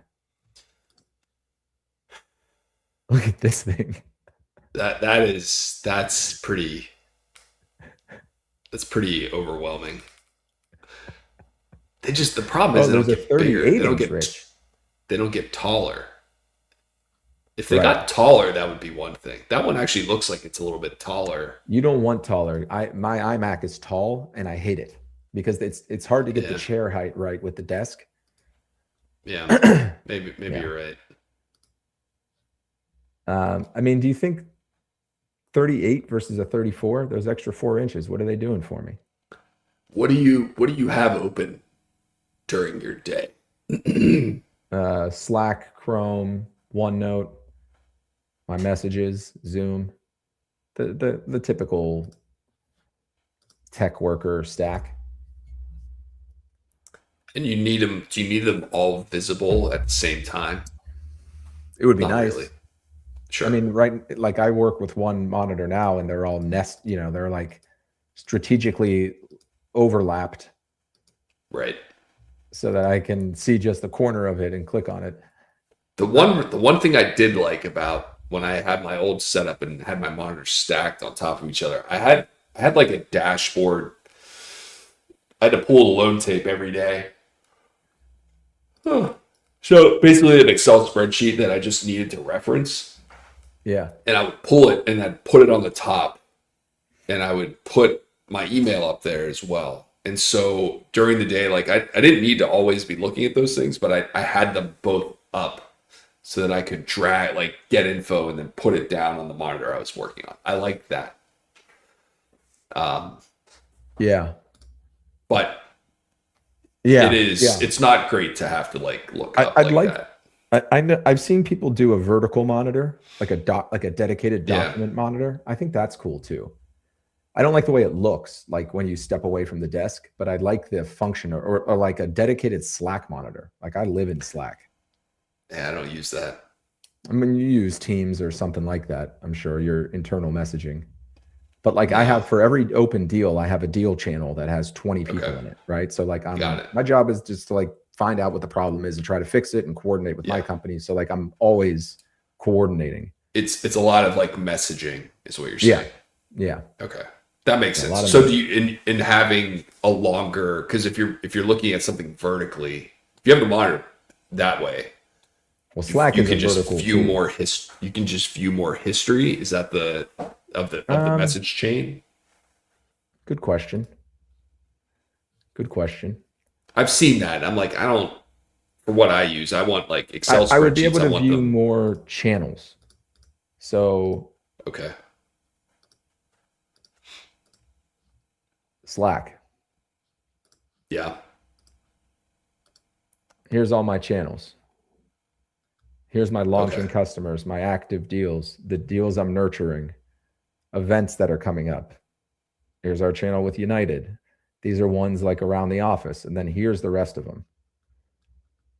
So And then I you would be have able to my, view like, more of the menu yeah. at the same Yeah. time. Okay. Yeah. Instead of like whatever. scroll. Sure. Yeah. I guess that I mean whatever. It sounds like you get get the job done. yeah. I mean yeah. It's somehow our ancestors made it work. Now, would you wait to buy it or would you order it now? If you know that's what you want, just fucking get it. Yeah, that's what I like to hear. Let's get the big dog in here. The big Yeah. dog. That's a lot of perks. It is. And I And don't say it, but 100% like Go ahead. 100% paid medical for me, Allison, and Sloan. how about that? It's very European. Yeah, it is. It's fucking country. Yeah. It's very un-American is what you mean to say. Yeah, right. It's very Pay for un-American. people's health care. That's yeah. And I'll tell you what, I have a lot of respect for Anthropic standing on principle in the Yeah, last me two too. weeks. And not only that, but having interviewed at both OpenAI and Anthropic recently, the structure is the same. They both ask you to write an essay, but Anthropic forbids you from using AI. OpenAI encourages it. Anthropic does not put a page limit. OpenAI says it can only be 2 pages. The prompts are similar. OpenAI heavily evaluates your technical capabilities. Anthropic barely at all. But the biggest difference is OpenAI evaluated me as a seller. Anthropic evaluated me as a human being. I talked more about my personal life than I would have ever imagined, like deeply personal things. When Allison, What could go wrong to an AI company? What could go wrong? that's what they wanted. And that's what I didn't do the first time through. Got it. So the recruiter told me, he was like, you don't get a job, you never know how close you were. Right. This time I knew it was close. And that was the difference. And You were that's too easy. robotic. Like Yeah. not too robotic, just like I didn't understand what they were trying to evaluate. So the examples I gave were, I treated it like a work interview. I treated it like a job interview, not a first date, not like a 10th date. Right. But there's something nice about seeing that all happen in the news during the interview process and then going through the process itself and feeling like, okay, they really do think they're putting, it's not just lip service, like they're putting this stuff into action. And meanwhile, OpenAI swooped right in and took that government contract. Yeah. They were like, oh, we're cool. You want to use it to autonomous weapons? Yeah, we can do that. Surveil the population. Yeah. No problem. That was the biggest issue I fucking had with it. I'm assuming that had something to do with immigration. Oh, well, that or just political dissenters of citizens. I mean, it's. But do you think that the government really went to Anthropic and said, we want to use Claude to determine our political opposition? We want to use Claude to. We want to use Claude to surveil the population. And period, full stop, doesn't matter the reason. Absolutely not. Yeah. I assume it had to do with immigration. So I thought it was an issue of American citizens versus American people who are currently residing in America. And the government was like, well, they're not American citizens. They're here illegally. And Anthropic was like, no, they're in America. They're asylum seekers. We're not going to let you use this to figure out who's not here legally. Something like that. Hear what Dario had to say about it. Dude, he's an interesting guy. I wonder if I'll get to meet him. Like, I don't know. I mean, it's only a 3,000 person company, but I would imagine that he's pretty protected, pretty insulated. First is this defend America's lead in AI, blah, blah, blah, blah, blah. Anthropic understands the Department of War, not private companies make military decisions. We've never raised never said a case is undermine rather than defend democratic values. Just some uses are also simply outside the bounds of what today's technology can safely and reliably do. 2 such use cases have never been included in our contracts with the Department of War. We believe they should not be included now. Mass domestic surveillance. That's the number 1 point. Intelligence, but the UZ system for mass domestic surveillance is incompatible with democratic values. I totally agree with that. Well, you saw like that. It is their stance has increased their popularity. I was paying for ChatGPT, and the day this happened and ChatGPT swooped in and said, no, we're cool with all of it, I canceled my subscription and downloaded Claude. Specifically, the Pentagon wanted to use Anthropic's tools to collect and analyze unclassified commercial bulk data on Americans, such as geolocation data, web browsing history, and social media activity to create comprehensive dossiers. Yeah. What do you think they're doing that for? Whoa. It's not to check where the immigrants are. Yeah. Yeah, that's fucking bullshit, man. I'm out of it. Like that. Yeah. This fucking country, man. Have you used Claude? Yeah, I've been using it. I'll tell you, it's not as good. I completely disagree with that, and not just because I got a job there. I'm curious to hear why, though. So I'm putting up. Here's the reason I use it the most recently. I am putting up some gold drapes, like camel colored drapes in this office, which are sick. You're right over there. Sorry, Yeah. daycare is Appreciate like the mute. we've been sick all winter. It's like never ending. It's like you Yeah. get better from one. It's like if you wake up so many days in a row with a hangover, you forget what it is to feel healthy. Yeah. And there was a brief overlap of like 2 days in between these last two sicknesses where I was like, is this how I used to feel every day? This is incredible. Sorry, go ahead. Nice. So I got drapes. I'm gonna put up some like camel colored drapes over these windows. And I'm just That'll trying look to good. figure out like how to do that. And I don't want to hire someone. I don't want someone to come here and like tell me what their ideas are. I know what I want. I just don't know how to hang a fucking curtain rod where I have to. Right. And Claude was just it was more clunky when I was asking it like how to do it. And I asked, can you create a picture of here's a picture Can't do of it, Windows? Yeah, it doesn't do Doesn't do that. image generation. ChatGPT Yeah. does that. Yeah. So those are the kinds of things that I just Yeah, I will agree We're with you different. for home reno projects. ChatGPT is pretty damn good. yeah. And I mean, yeah. I know it sounds the crazy to say that, but yeah, the you've been image through it too. generation is a game changer, but like, you know, I don't know. Everything happens for a reason. If OpenAI had given me an offer, I would have taken it in a second. And Sure. I'm glad they didn't at this So point. why do you like Claude better? Why do you think it's better? For work. So I think Claude is going to win the enterprise, right? That's going to be their space. It's more succinct. It understands. It's more human feeling. It feels more like a trusted advisor, and it's more accessible. There's the Claude extension in Chrome. There's the Claude built into Excel. There's Claude Cowork, which if you haven't seen this yet, you're gonna fucking love it, man. Okay. Start playing with Claude Cowork, so you can give it access to read, write on your files. So I'll give you an Great. example. I have so a big part of my job is follow-up coordination. We talked about this, and we have software that records all of our meetings, transcribes them, and can give you a little summary at the end. So I take the transcripts from each call, put it into a Google Doc, put that Google Doc in a folder called call transcripts. And at the end of the day, Cowork reviews all the transcripts, summarizes all of my follow-ups, maps a disk profile for each person, and drafts a note in accordance with how they like to receive information, and then sends it. Wow. Think about how much time that saves me. Yeah. And it's And better that's than through what I would be Copilot. writing. Or that's Cowork, it's Claude. called Claude Cowork. Okay. Yeah. I see. It was only released, I don't know, a month ago. In AI terms, that's a long time ago, but in reality, it's a brand new product. And it's just a fun thing to play with. And that's like a caveman application. I'm sure people are doing way cooler shit with it than that. Like you can connect it through. So API, right? API is how two systems talk to each other. There's a new protocol called MCP.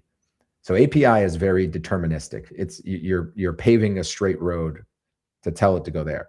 MCP is more like tell it where to go and it's going to figure out the best path on its own, right? So there are MCPs into Apple where you can take the data from your watch and it will from your lab results, and it will build you a workout routine to optimize for, I don't know, VO2 max or your whatever you're trying to improve. There's some cool stuff that you can do for your personal life. What you had just done with remodeling your house, you could have put that to work and had it handle like pretty much all the coordination between the contractors, and not only that, but made sure that all the language you were using would protect you in the event of litigation. Yeah. We did Cool stuff. do that the old fashioned way. Yeah, you did. That's cool. It seems the benefits are undeniable. I mean, it just saves time, and you don't forget to do things, or and it expands your knowledge of what might be possible Yeah. for whatever you're considering, right? For everything. It's not perfect, but at the same time, it's almost like this is never going to stop. It's just going to continue to be more and more a part of everyday life, Yeah. and in an exponentially Yeah. intrusive way, to the But it's point where already like gotten to the point where it's surpassed our ability to apply it. right. And so at some point it's going to be everything. But I And I think, kind of hate but that. but but that's the rate at which it's accelerating is the most important variable.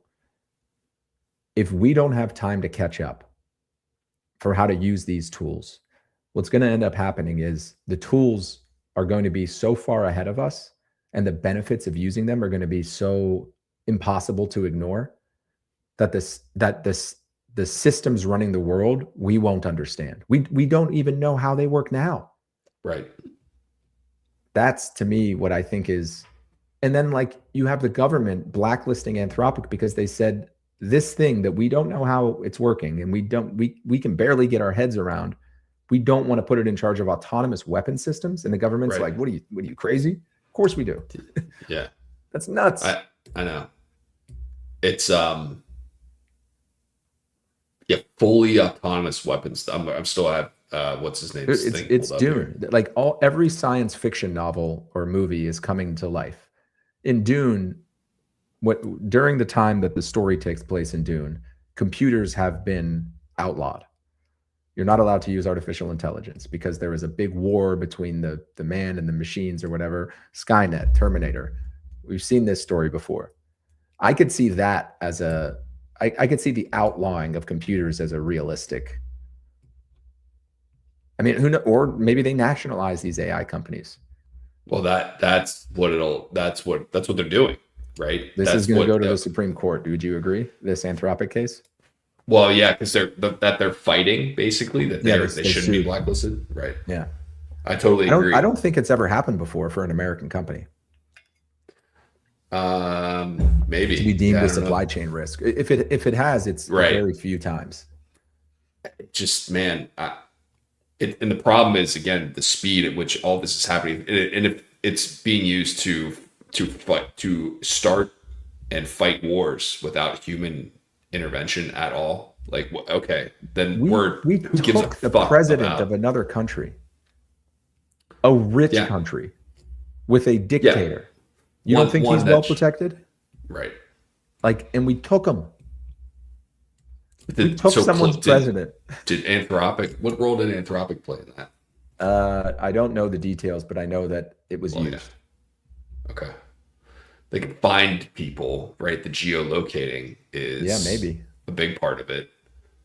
You get 3 wireless routers and you get access to them. Triangulate. They're not in your house, right? But like you get 3 of them and you can find anybody because everyone's got a fucking locating device on them at all times. But you would imagine that the amount of wealth Venezuela has. If you're the dictator of a very wealthy nation, you have invested in making sure that no one comes and takes you. Right. And he got taken with ease. Yeah. It's wild, man. It's wild. It shifts everything. And it's hard to imagine it ending well, but I try to remind myself we're still here. Sure. And would you say that this is a bigger invention, discovery? Was AI invented or discovered? Either way, than electricity, the internet, smartphones. What are the big ones? The fire, the wheel. The fire, for sure. The fire was a big invention. Yeah. And look, to go, not to sound morbid or eye roll, but you're right. We are still here. But two Yeah. things. One, there's a lot of people who aren't, right? And True. not just meaning dead, but like people who've been plucked out of their houses or Yep. citizens arrested without warrants. I'm assuming that has something to do. I know Palantir is like the most evil of all of these AI companies, right? And They that's a talk a lot problem. of shit on Anthropic and Chat and OpenAI. And two, if we're still here as like the evaluator, like the metric by which we evaluate whether things are good or bad, and things are only bad if we're not here anymore, like me and you, then that I have a problem with that. Wait, what? You're saying like we're still here. It's like, yeah, but so it's not that bad. I mean, Is humanity it only bad? adapts. Is it only bad after we're not here? You see what I'm saying? No, but I want to. You said, I mean, look, we're still here. Like we're Yeah. still here now. So, it's not that bad. Yeah. Right. Yeah. Okay. So when is it going to be that bad? Is it the opposite of that? Is it that Right. we're no When longer we're no here? longer here. Is that only when it's bad? You're saying that there's a lot of middle ground between being here time. and not being here that could involve a lot of suffering. Yeah. Not being here isn't necessarily bad. Right. It's not a zero over. sum game is your point. This is not Right. binary. We're not either on or off. There's a lot in between. Okay, that's a fair point. I guess I meant that we are a very fungible species, a very adaptable species. Yeah. Human I think, beings listen, are- there are people who will, this is the way they want the world to work because they are the ones behind the levers, and it will always benefit them. And over the more of the last 15 months or whatever it is at this point that we've seen, it's like that is so obvious. That is so much more obvious to me now than it has been for the other 40 years of my life. Yeah. That like people who have a lot of money are doing things for one reason, and it's only to get them more money and more power and more status and whatever. And it's as long as that keeps happening, there will always be, until we have a fucking French Revolution. Yeah. It'll always be like this. But with AI, like again, if we're having this conversation, and You're it's right though. like how can this could be found and flagged immediately, Yeah. and now we're both surveilled. And the question is, will the government allow that power to be distributed? Oh my God, yes. Well, no, distributed to what? because Private entities? to everybody. So then No. the revolution is much more likely if everyone has the same capability. Nah, yeah, that's definitely not happening. There Are we are gonna like get another every amendment to policy the decision, Constitution? Like a right every to fucking bear policy AI? decision of this administration is to control the population and what is or isn't accessible. Right. It's wild. Down to fucking food Yeah. Yeah. and healthcare and all this stuff, right? Like that's all about control. They are making sure that we do not get the same access Yeah. as those who have. And I can't believe I'm saying this as someone who's living in this house and Right. in this place making what Right. we make. Like it's just it's crazy, but it's true. Right? We are the fucking middle class. I feel like this, and I know that's gonna sound so. You're right though, man. Actually, we're not part of the haves. I think that calling like lower, middle, and upper class is no longer the right framework, because the separation between the top and the middle even has gotten greater and greater. I saw a number the other day that, I don't know, it was something like 50% of the spending in the economy is driven by the top 1% or something hugely disproportionate like that. And when that happens, yeah, the middle gets a lot closer to the lower. Actually, no, they all spread out, right? Yeah. Lower becomes even more lower. Middle is farther from the lower, but also much farther from the upper. And Right. upper goes way to the right. It's wild. Yeah, you're right. I mean, we struggled to purchase a home that met our needs Right. in the area that makes it reasonable. And I'm still commuting an hour each way. Two incomes, Yeah. good incomes. I mean, it's just it's you Yeah. know, and you got there, and yeah, it was tough. And but how many people didn't? Right? How many people just fucking didn't get there and had to Yeah. change? Not be like, look, okay, you can live other places where it's cheaper. It's like if that's the decision you have to make because you want to own property, Right. then that is, you know, And and it's yeah, not just like move a little bit farther out. It's like change your entire geographic that's right. location and move away Right. from possibly your support system or Right. where the jobs are or for whatever reason like that. Right. The only chance you have of getting a job that pays you well enough to live in the area is by like Right. yeah, it's I don't understand Elon's philosophy on and then I got to go in a few minutes Yeah. on universal high income. Have you heard him say this? No. Basically, That his guy. thesis is that AI is going to lead to abundance like we've never seen before. And this abundance will come, and when it does, the government will pay people. You know, we'll all receive our whatever Social Security, but it won't be Social Security payments from the government because everything will be running autonomously. What is keeping us today from the abundance that exists within this fucking country? And and Right. by the way, And why would hit that that go away? language.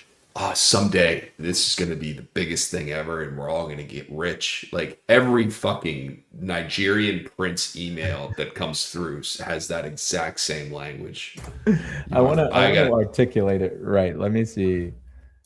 It's the same thing. We're all going to get Doge is going to send $5,000 checks to every American, and then you president saying, "No, we're all going to get." It's just around the corner. Okay. All this national Elon debt's going to start getting paid down. All this stuff. Elon's Yeah. theory of universal high income, UHI, posits that advanced AI and humanoid robots will create an age of amazing abundance, making traditional work optional and rendering money largely irrelevant. Unlike universal basic income, UHI ensures a high quality of life where goods and services are abundantly available to all. AI and robots will produce goods and services so efficiently that necessities like food, housing, and healthcare become readily available. Work becomes a hobby because machines perform most jobs better. Musk distinguishes, um, estimates that 80% chance that AI will lead to this scenario where humans do not need to work. The primary challenge in this future will be finding personal meaning because AI performs humans on all tasks. What's he talking about? It's that again. The reason they are doing this is for control. Like I read that and if I'm people like, don't have am to I work, stupid? Why? no, How that doesn't make any sense. yeah. Again, The money is no he's a longer a sales thing. guy and he's not particularly good at it. But I'd that's say he's pretty besides the damn point. good. He's done all right for himself. Yeah, He just that guy. he just you know the best sales guys. You don't look at them and think that's a salesperson. You look at them and you're like, I like that guy. I guess yeah. When I say salesperson, I mean he's No, but he is a salesperson. He's a huckster. he is, and he can So sell that's to why it people doesn't feel who like he's don't. good at it. You know? He sells to people who want to buy something from him. Yeah. They want to idolize a billionaire for some Yeah. reason, and Yeah. he gives them what they want to hear. He fucking gives them the Sig Heil at Yep. a thing. They fucking love it. Well, I don't think That's my I don't guy. believe I don't believe he was doing that on purpose. I don't think he is secretly a Nazi and chose that moment to unveil himself to the world. Do you? Uh, you want to ask Claude to pull together like his history of anti-Semitic posts? in Is it writing. really? Oh my God, dude, come on. Elon? At two, Elon?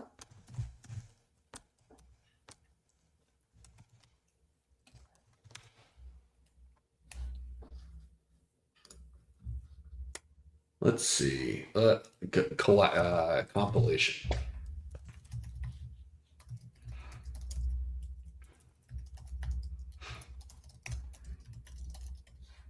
Just the essential cookies on this site, please. Thank you.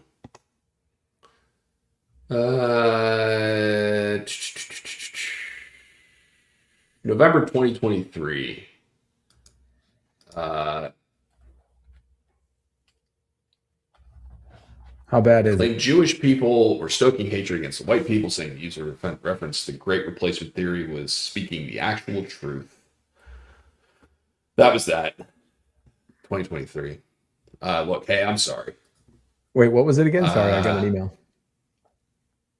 Okay, so in November 2023, Tesla chief agreed with a post on X that claimed that Jewish people were stoking hatred against white people, saying the user referenced the Great Replacement conspiracy theory was speaking the actual truth.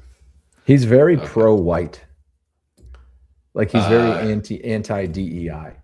Later that year, accused of promoting a long-debunked conspiracy theory which alleged high-profile Democrats were in a pedophile abuse ring for the Pizzagate thing. Okay, of course. With the Rothschilds. And I love how it all comes back to Jews. Like, how do we always get dragged into this? Well, it doesn't help that Jeffrey Epstein was Jewish. It doesn't. Yeah, and what's going on right now is not helping. Here's the thing you tell me, and I know you got to go, and this is definitely not something you want to just jump into and be like, all right, we'll talk next time about it.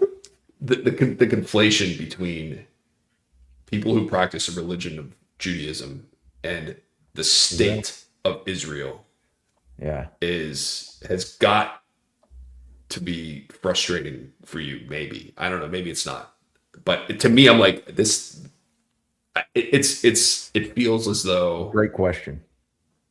People, anytime anyone says we shouldn't send missiles to Israel, we shouldn't fund Israel's universal health care as being anti-Semitic. Right. So you're right on it. There are people who it's very hard to bifurcate because there are people who express hatred for Israel as a coded manner of expressing hatred for Jews, whether they're aware of it or not. Israel is like Fort Jewish. Fort Jewish, you said? Yeah. Okay. Like that's what Israel is. After World War II. Yeah. It's a fortified place for Jews. So I can go to Israel whenever I want and they'll accept me as a citizen. If there were ever conflict in the US, let's say the government starts using Claude to identify Jews, I'm going straight to Israel. And I know that there's a place for me. I know there's a place for me. Got it. That is a very valuable thing. And it's a very important thing. I don't need to be there, but it needs to be. So what gets confusing or difficult is it's a country. Like it's it's a major player on the global stage. And I don't always agree with how they go about business because the nature of being a fort is anytime there's a threat, you have to literally shoot it down. Defend yourself. And sure. Yeah.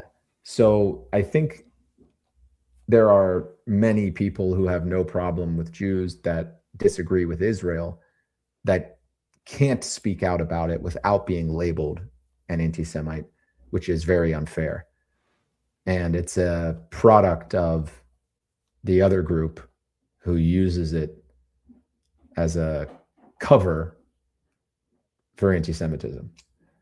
But no, disagreeing with the state of Israel is not anti-Semitic. Like that is, you're not, if you say Israel should be pushed into the sea, it's a little different. But if you say I disagree with Israel's, over aggressive policy when it comes to Gaza or Iran, like, yeah, that makes sense. It's such a touchy subject, and I wish it wasn't. And I think that it's one of those things where, the silent majority is everybody in the middle there that Yeah, does, like, I don't have there's no problem with the religion of Judaism. It's just like every other religion. It's a group of people who believe a certain thing and they practice their lives and live their lives accordingly. Fine. And I don't have a problem with that. At the same time, there is like domestic policy issues around why we're sending all of this money to a country to have benefits that we don't have at home, that's right. That's right. and start wars and drag us into wars. And And it it's makes like, you well, wonder. why? Yeah, Yeah, it makes you wonder. dude, And like, it's it's not a this whole clear. yeah. It's not like a clear. We know what we're getting in exchange from Israel. Oh, yeah. I think the people who are making the decisions, particularly in this administration, know exactly what they're getting in return. Yeah, It is obvious at this point that yeah, Epstein has something on the people who are yeah. I making think he was a calling shots. Mossad guy. I mean, nothing else really makes sense. There's also the people that use someone speaking out against Israel's politics and flagging it as anti-Semitism that make it worse. Right. And it's like, well, if you shut down discourse on any topic, you're not going to earn people's trust. It's the worst way. If you don't want to look like you're hiding something, or allow people to speak their minds and have discourse and voice valid opinions without, the whole thing is, you couldn't have asked for a worse combination of leaders than Trump and Netanyahu. Right. They are doing more damage to the Israeli PR campaign than I could ever imagine. Yeah.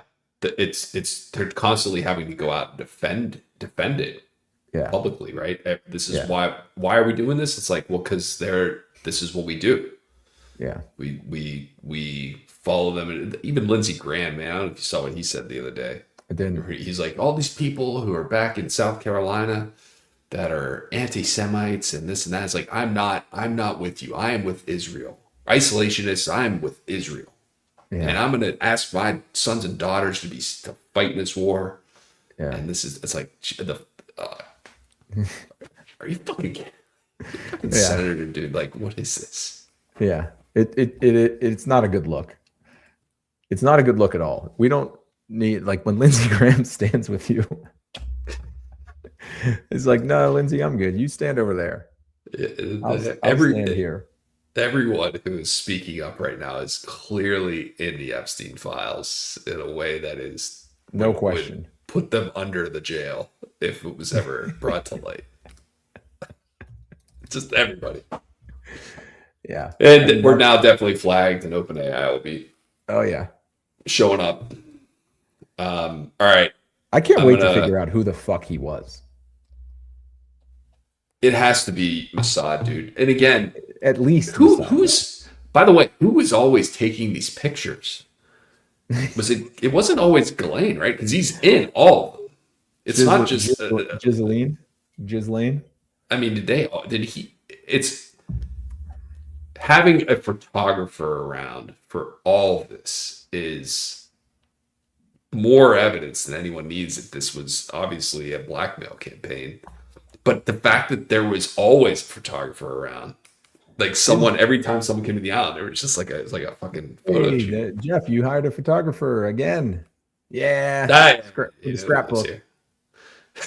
Or the old scrapbook.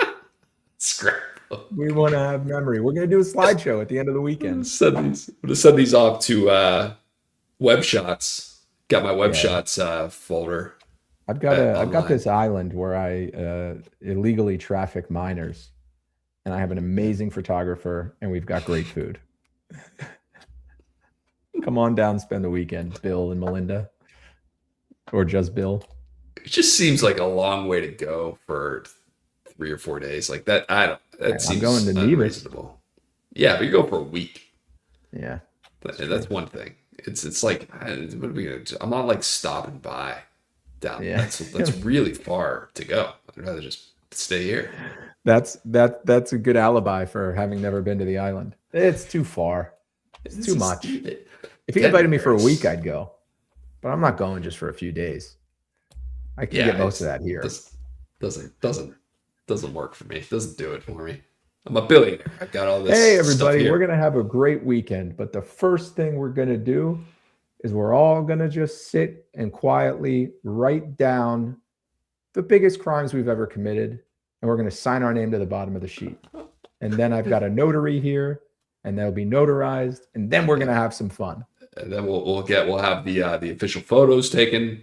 And we'll just we'll just do whatever. Yeah, we'll just. Did everyone bring their file family secrets with them? Just pass them to the left. We'll collect everyone's secrets and then have fun. What other vacation spot has ever had more celebrities photographed at it than his island? Like, no one goes to the Ritz in Grand Cayman. There's a Twitter account dedicated. It's called "The Prince Andrew Photo is a Fake," and I guess I don't need to tell you what it's dedicated to anymore. Yeah, but it's hilarious. And I got to be honest, by like the 6th tweet, I was like, maybe it is a fake. Like, it is pretty. There was some pretty good arguments. Someone had put some time into making a very believable narrative that Prince Andrew did that interview with Prince Andrew. Oh my God. I watch it like every few months just to tickle. The old one, the one from before he was officially arrested. It was like years before. Yeah. This is years before. It's like, I don't recall.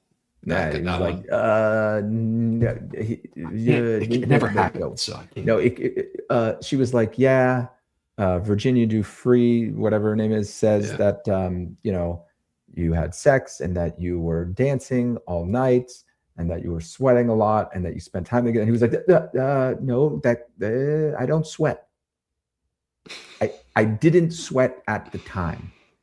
I have a condition. So that can't be true. And I'm like, that's what you're disagreeing with in that statement? The sweating? That's the thing that you're like, you think that's the gotcha moment? It couldn't have been me because I don't sweat. No, wait, I didn't sweat at the time. Sounds like something you and I would have made up, like when we got in trouble in 4th grade. Right. Let's focus on anything to get it. Couldn't have been me. Couldn't have been me. Couldn't have been me. Sorry. Next question. Clearly, I didn't. I sweat now. Yeah, sure. I'm sweating right now. You can see me sweating, but not then. I didn't sweat. From the years 1990 to 1993, it was well documented. Sweat. That I did not possess the ability to perspirate. So I couldn't have sweat if I wanted to. Huh? Yeah. I wish I could have. Believe me. Questions? It was a difficult part of my life when I overheated constantly. But that's what he really did. Like he tried to make it all about his medical condition. Like, you think you got it bad? I'm stuck. How about that camera? Not a drop of sweat. How about that camera angle every time someone it leaves? I don't know where it is, Buckingham Palace, somewhere in fucking England, where they're in the car and they're just like this. Like Prince Andrew was like that. Nah, Prince Philip was like that. Prince Philip looked like he was dead. It wasn't much longer before he was. Take my picture if you must. Prince Philip at least was like, I'm just gonna get in the back seat and hopefully that'll take care of it. But no, dude, that's the sound he made that entire car. How old? Never want to be that old. Where to, sir? Care. Anyway. Don't care. All right. Work just sent me a text to respond to when I'm free to do a fucking phone call. And I'm like, I'm not. You're at the phase of your relationship where a text needs to be sent to coordinate your availability for a phone call for a job that you're currently working in. I know. I turned off my email notification. It's like I'm not even gonna look at this. I don't want to even be I don't even be shown that people are trying to reach out. I'll be Yeah. back on Friday. I'll deal with it then. Yeah. They That's found me. I got to put together usually for this kind of meeting, I would have like a 25 slide deck, all branded in their colors. I'm just going to copy 3 slides from an existing presentation with no cover or logos for a pretty big meeting I have in an hour. Good luck with that. It'll go well. I promise you. I'm sure it will.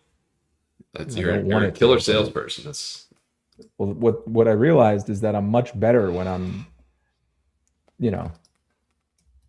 when the pressure's off, when I take the pressure off of myself. yeah, something to be said, man. Yeah, there's a lesson in there somewhere. I'll figure it out eventually. You'll get there. Yeah. All right, man. Buddy. This was a pleasure. Good. Yeah, it was very good. 2 hours. Look at that. Look at that. All right. For the archives. Peace. All right. See you, buddy.